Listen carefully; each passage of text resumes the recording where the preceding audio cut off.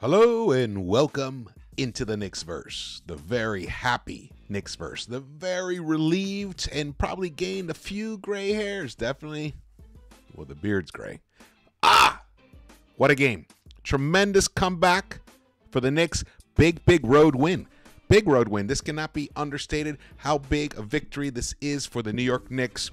If they had dropped this game after leading for most of it, they would have been 5-6. It just would have had this like cloud over it. Another game where RJ couldn't play.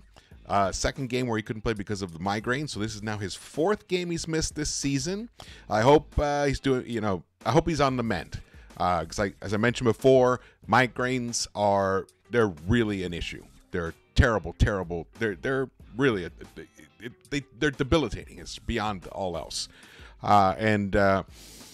If that's what's happening, definitely get well. Stay off the court. But the problem was, who was going to be the RJ tonight? Well, the RJ tonight was Julius Randle. Julius Randle was outstanding. Outstanding. On a night where he was 2 assists shy of a triple-double. He scored 29 points, 10 rebounds, and 8 assists. On a night when he did that, on a night when Jalen Brunson hits the dagger to put the game in control. And I'm going to show you these fourth quarter highlights. I was trying to show you all the game highlights. I couldn't find a source for it, so I had to stitch some scenes together. But I'm stitching together the scenes that matter. The scenes, the plays that matter. Outstanding. To go on the road to Atlanta, even though it's somewhat friendly for the Knicks, and you give away the lead in the fourth quarter, and then you find somehow the wherewithal to battle back and take this game. And the way it happened was because of Immanuel Quickley, his shot making, Julius Randle's playmaking, Jalen Brunson's clutch shot making himself, clutch free throws from Quickley, and most importantly, the hustle and determination of Mitch Robinson. That's right. On a night with those 3 guys being tremendous, they could all get the game ball. But Mitch Robinson gets the game ball tonight. He was by far the most dominant presence. He kept them around. He helped them get the lead to begin with. Outstanding. And I'm going to show you some stuff. It's going to blow your minds. Let's get to it. Here we go. 116-114. Nail biter. At one point, I gotta say, midway through that fourth quarter, I was starting to get, this doom and gloom feeling, like, oh no, this is gonna be one of those games like last year where we had the lead and just give it away. Actually, not so much last year, but the previous 2 seasons. Because Brunson, he was struggling. He just was not having it. Even though he did shoot 6 of 10 from the 3-point line, he didn't have it inside the arc. He was only 2 of 9. Inside the arc. 2 of 9. Jalen Brunson. Money. Mr. Mid-Range Money. Didn't have it tonight. Dante DiVincenzo. Missing bunnies. The whole team was missing bunnies left and right. So they were making life hard on themselves. And they were turning the ball over. They turned the ball over 16 times tonight. But they didn't turn the ball over at all in the first quarter. So think about that. In the last 3 quarters, they turned it over 16 times. And they turned it over 6 times in the second quarter and 7 times in the third quarter. But Mitch Robinson was the man. Let's get into it. Here we go. Mitch Robinson flies. This is a shout out to NBA New York from Twitter. Mitch Robinson flies over the Hawks. 15 rebounds, game high. 6 offensive, same as the Hawks.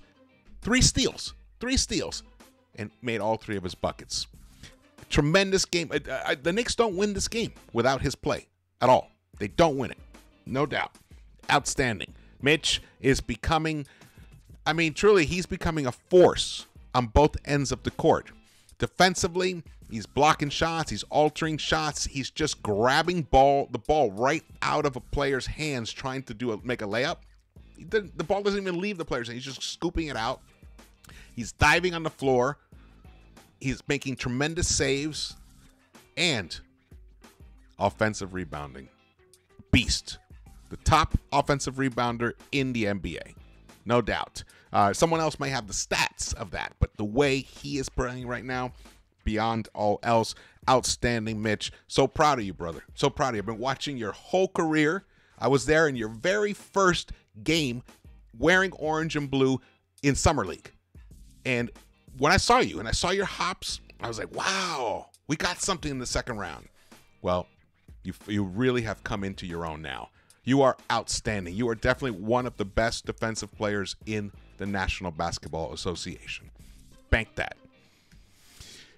This guy, on a night, in a period of the game where the Knicks were floundering, they couldn't get anything going, this is the man that came through. But I'm going to shout out Julius Randle because of it. He actually owes it to Julius Randle. Julius Randle was looking for him. He felt that Quick had the hot hand. He was even directing traffic. Quick was in the right corner at one point in the play, and he's waving him over because he wanted to get him the ball. And he did, and he delivered. Gonna get into that. Gonna show you those highlights. Keep it going. All right, Mr. Randle. Big and close in the close win down on South. 29, like I mentioned before, 29 points on 12 of 24 field goals. Shot 50%. Hit 3 of 5 from the three-point line. 10 boards, 8 assists, only 1 turnover for him. Only 1 for him, considering how much the ball was in his hands, and he played almost 39 minutes. 39 minutes in this game, only 1 turnover. That is outstanding. Now, you could see he doesn't quite have the total lift yet. There was one time where he tried to do a reverse layup late in that fourth quarter, didn't quite have enough hops to get it up, but never fear, Mitch was here. That's right. One down note before we're gonna get to the highlights. They're gonna be quick. It's only about a minute of it, but we may watch it several times and discuss it. Here, Steve Popper tweeted this out. Quentin Grimes got hurt early in the fourth quarter, and actually that precipitated the doldrums of the game at that point for the Knicks standpoint. They started stagnating. They weren't passing the ball as much as they were earlier in the game. It started becoming much more iso ball, dribble, dribble, dribble. Well, a lot of that, I don't know if it had to do with Grimes, but him coming out of the game compromised the rotations, and it takes one less pure three-point shooter out of the game, and especially with RJ. So that's 2. And by the way, so far this season, Grimes and RJ are by far the 2 best players in defensive rating. So there you go. That was a big crippling blow. So when he left the game, I was like, oh no, what's going to happen? Well, this is what happened. Let's get to it. Here we go. Here we go. Get that. Look at that. Look at Immanuel quickly coming in. Look at that bank off there. Look, right there. The score was 99-101. This is after the Knicks had built up. They started the fourth quarter 87-81. So they were up by 6.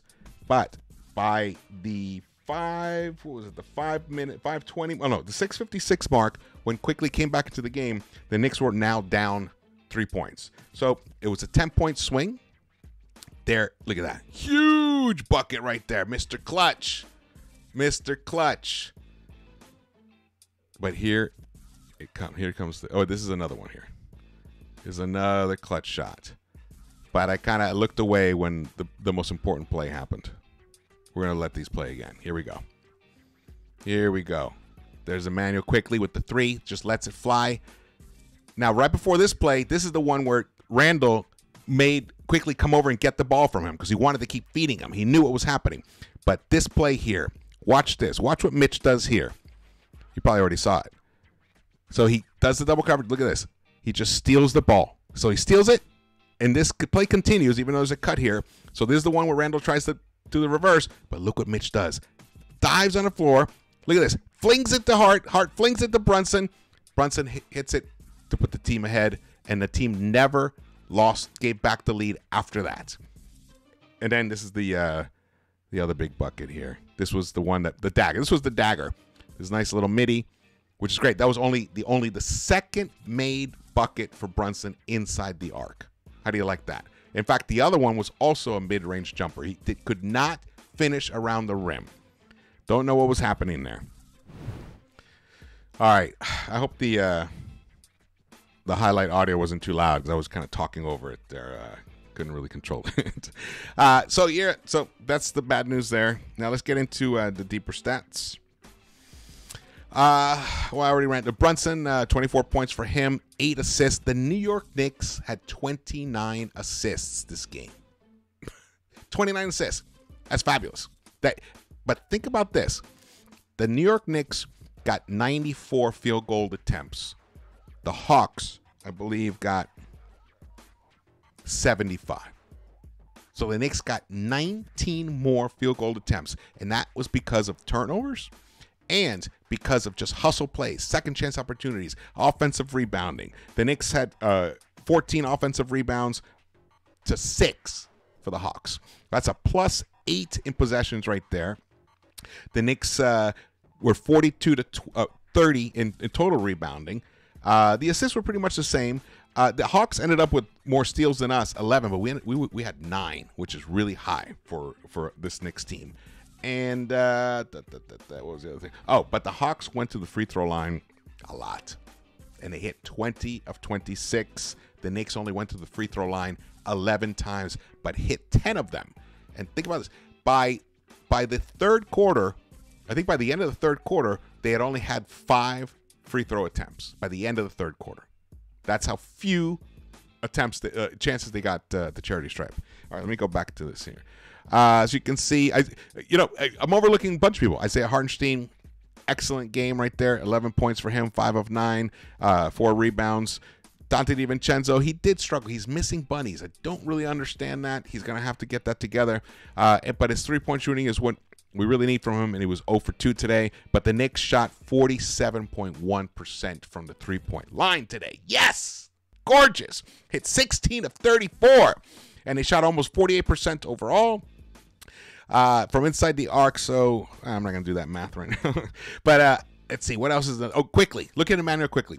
20 points, 4 assists, 6 of 11 overall in 28 minutes, 3 of 5 from the three-point line. Fantastic game. Fantastic because of when he did it. There's been questions out there. Can he do it when it matters most? Can he do it when the game is on the line? Can he step up? I don't know why people were having those questions.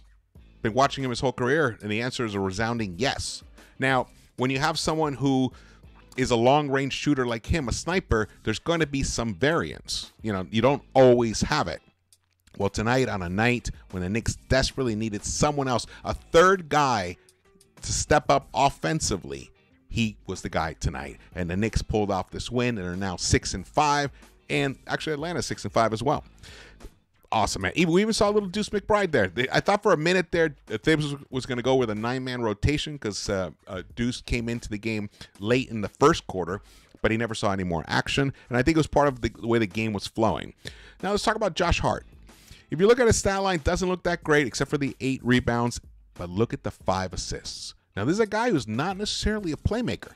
No, not necessarily, but his hustle, his tenacity is what led to those 5 assists. He's just a gamer. He's a dog. Just love that. So Randle with 8 assists, Brunson with 8 assists, Hart with 8 assists. Look at that. 3 guys right there. Beautiful. Grimes, only 1 assist. He finished with 11 points, 3 of 7 in those 3 quarters. Well, he started the 4th quarter, but he had to leave. So that was it right there. Plus minus. Oh, wait. What do I want to show you here? Only 1 block for Mitch, which is crazy. It looked like he had more. But 3 steals for Mitch Robinson. Beautiful. This game tells me that this team can win in multiple ways. That's right. They at first, they tried to kind of just shoot their way into this game, and they did. And they managed to take the lead, and then they kind of got cold. That's the problem when you depend on making tough shots. Randle was making very, very difficult shots in that first quarter, and he was a beast. In fact, in that first quarter, let's see, Randle put up 14 points in that first quarter. 6 of 12 overall, 1 of 3 from the three-point line, 14 points. But a lot of them were tough makes. They weren't easy. So then you wonder, hey, is that something that's going to be a problem as the game wears on? Well, it did actually become a problem because in the second quarter, he only scored 2 points. And Brunson scored none. So Brunson and Randle Brunson scored 8 points there, so they scored 24 points combined in the first half, and then in the third quarter, they woke up again. But if you think about that, I mean, since the end of that first quarter to the beginning of the second half, between the two big guys, only 2 points from them. So the fact that the Knicks were even still around and in this game is a testament to the others and the style of play and the ball movement.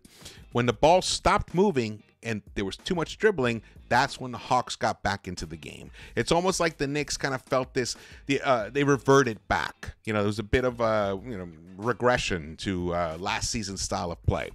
Thibs is trying to push them out of that. And then he called a timeout with 5:20 left in the fourth quarter, and they were down 7 at that point. And it looked like, wow, the Hawks are just going to run away with this one. Well, no. That's where Thibs made a change. And he started featuring Immanuel Quickley, and Julius Randle embraced it. And Julius Randle started playmaking, and he was making the decisions out there, and they led to game-winning plays. Now, they were strung together like a chain, and it was strong, and it ended up delivering the big W in the ATL for my boys here, my Knicks. I love it. I'm so proud of the way they played today. It was such a swing of emotions, because at one point I was thinking, they're going to give this game away. But no, they pulled it out beautifully, beautifully, beautifully. I am so proud of them. And in that fourth quarter, they put up 29 points but the Hawks put up 33 points. So that just shows you, how the Hawks were playing. The Hawks were trying to win. They were making buckets left and right. They shot almost 59% in that fourth quarter and still lost the game. Excellent. This shows you the power of the three-point shot. Knicks connected on 4 of 7 of three-point shots in that fourth quarter. Hawks didn't have it. They only hit 2 of 6, 33%. And really, when it comes down to the free throws and the extra possessions, the Knicks they were 9 of 21 overall in that fourth quarter. That's only 42.9%. But the Hawks only got 17 attempts. The Knicks got 4 additional field goal attempts in that fourth quarter. And there you go. That's how they were able to come back after coughing up this lead to secure this big money win. Big money win. Love it. All right, here are the team stats. As you can see, the assists were pretty similar, 29 to 28. The offensive rebounding wasn't. I called that out before. The points off turnovers, the Knicks were able to capitalize off of that. They were a plus 8 in that. So even though we turned the ball over 2 times more, 17 to 15, we were able to we didn't give up points on those turnovers. We did. We gave up 13 points, but not as many as we were able to recoup on the other end. So, beautiful moment there. This is filling me with a lot of hope right now. This was an excellent road win. The next game, I actually got mistaken. I thought tonight was the Wizards game and Friday was the Hawks game. So this was a relief that we got this game out of the way, because, even though we played the Hawks well, but without RJ and then Grimes getting hurt in that beginning of that fourth quarter, and then the Knicks giving up the lead, it really did not look good, because we've seen this story before. We've seen the way this ends before. This time, it had a surprise happy ending for those in Atlanta wearing orange and blue, and there were many, many, many of them. They were cheering. It was awesome. I loved the vibe. They were even booing when you can hear them booing. You can hear the Knicks fans in that arena when Bogdanovich was shooting free throws or Trae Young was shooting free throws. So that I'm sure, when those echo, those get through. The players feel it. And there was a moment there where IQ was a little too, he missed one free throw after they showed a graphic where he's averaging 84.5% or something from the free throw line, and then he misses the first one. But then he hit his next 3 free throws. Beautiful, beautiful. I couldn't be happier about the results here, and it's showing that the new elements or the new emphasis that Thibs is injecting in the style of play is starting to work, and the message is getting through to Randle and Brunson. Because in that fourth quarter, early on, like during that phase when they gave up the lead and they couldn't score a bucket, a lot of it was Brunson just couldn't get to the rim. He would get up there and actually, one time I think he tried to go with the left hand. It just went over the backboard. He just didn't have his rim game at all. And without RJ there to put pressure on the rim and put the Hawks in foul trouble so that the Knicks can get some free throws, it was difficult. But in that fourth quarter, when things started turning, the Hawks started fouling, and the Knicks got into the bonus early, and that did help. That did end up helping them because they went to the charity stripe 8 times then. I think they only went, yeah, that's it. They'd only gone to the charity stripe. Wow. Wait a second. Yeah. They had only had 3 free throw attempts in the first 3 quarters. And they had 8 in the fourth. And that, my friends, was a big difference in this game. But Immanuel Quickley stepping up like this, if he can continue to string more and more games together like this, I think it's going to continue this metamorphosis of this offense to more of a passing, ball movement, cutting, and that's winning style of play. That's the style of play that wins in the playoffs. So keep an eye on that. Keep an eye on that. All right. Well, this is such a great feeling right now to look here and see that score, to see Mitch, to see his playmaking. He was doing. I mean, you guys got. I hope you can watch the game if you didn't see it, and if you did see it, you know what I'm talking about. Fantastic. I couldn't be prouder of this result here of this team. Now, Friday we got the Wizards. Can't let up. It's in Washington, so we got to secure that win. Hopefully we get that. Knicks will be 7-5, starting to look good, and I believe then I think we have a back-to-back. Actually, let me confirm that 100% because it matters. It matters. Yes, we play the Hornets, so we have a back-to-back. It's a pretty easy back-to-back, though, if you think about it. Wizards are 2-9. They're struggling. I know Kyle Kuzma's averaging almost 24 points per game, but what does that matter when you're 2-9? And the Hornets, which we just wiped the floor with them recently, they're 3-7. So that hopefully Knicks can do some little magic, sweep that back-to-back, be nice, and be 8-5 before they head to play the Minnesota Timberwolves, which I believe that game is on Monday. Yes, it is. All right. Well, thank you guys so much for watching this. Again, my name is George. Please subscribe, hit the thumbs up button, drop your comments. I want to hear everything you say, and share the video. Share it. Appreciate that. And I will see you around